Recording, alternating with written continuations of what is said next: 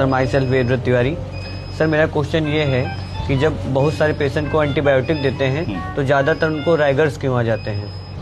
पंडित जी, ऐसा नहीं है कि बहुत सारे मरीजों को जब तुम दवा देते हो तो उनको राइगर्स आता है, पर ऐसा जरूर है कि कभी कभी ऐसा देखा गया है कि हमने बड़ी बेसिक दवा भी मरीज को लगाई। फर्ज करो तुमने ओफ्रामैक्स का इंजेक्शन, ओफ्रामैक्स में कौन सी दवा होती है पंडित जी? सिर्फ ट्रिएक्सोन। कौन सी? सिर्फ ट्रिएक्सोन है ना, सिर्फ ट्रिएक्सोन लगाई जो बड़ी बेसिक दवा है, तो उसके बाद भी मरीज को एकदम से राइगर ये होने लगा। तो एक बड़ी अस्पताल में एक अजीब सी सिचुएशन हो जाती है कि मरीज आया छोटी सी प्रॉब्लम करके और आपने सोचा लाओ भाई एक आईवी लाइन लगा के मरीज की मदद करें, और आपने कोई बड़ा बेसिक ही इंजेक्शन लगा दिया। और बड़ा बेसिक इंजेक्शन लगा करके अगर एकदम से मरीज सीरियस होने लगे, या मरीज का दम फूलने लगे, या मरीज की बेहोशी आने लगे, या मरीज को झटका आने लगे, या मरीज को राइगर्स आने लगे, तो क्या करो? और ऐसा क्यों होता है? तो जनरली इसको कहा जाता है एनाफिलैक्टिक रिएक्शन।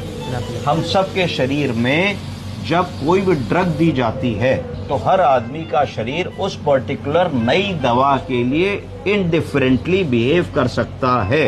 ये जो रिएक्शन होता है ये हजारों लाखों में किसी एक में होता है, क्योंकि जो पेपर्स होते हैं जब ये ड्रग की टेस्टिंग होती है तो उसमें होता है साहब वो 0.001% पॉपुलेशन में ड्रग रिएक्शन दिखा। टीकों में भी होता है, वैक्सीन में भी होता है, तो ये तो बहुत कम नंबर है। पर वो कम नंबर, वो 1 लाख का एक व्यक्ति किस डॉक्टर, किस पैरामेडिकल स्टाफ की किस्मत में लिखा हो, ये किसी को भी पता नहीं होता है।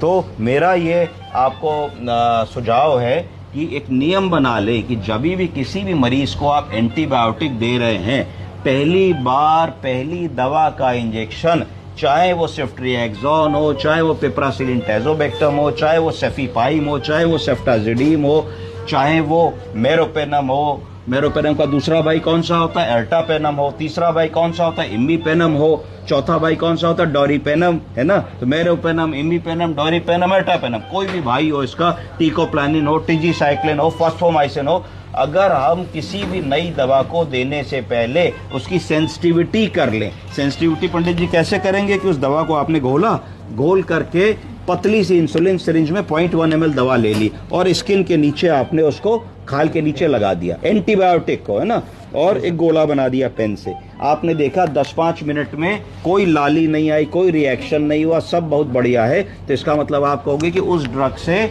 इस मरीज को सेंसिटिविटी नहीं है। हम अगर उसको बड़ी मात्रा में लगा देते हैं, फुल डोज में लगा देते हैं, तो समस्या नहीं आएगी। दूसरा काम मैं क्या बताता हूँ? दूसरा काम ये बताता हूँ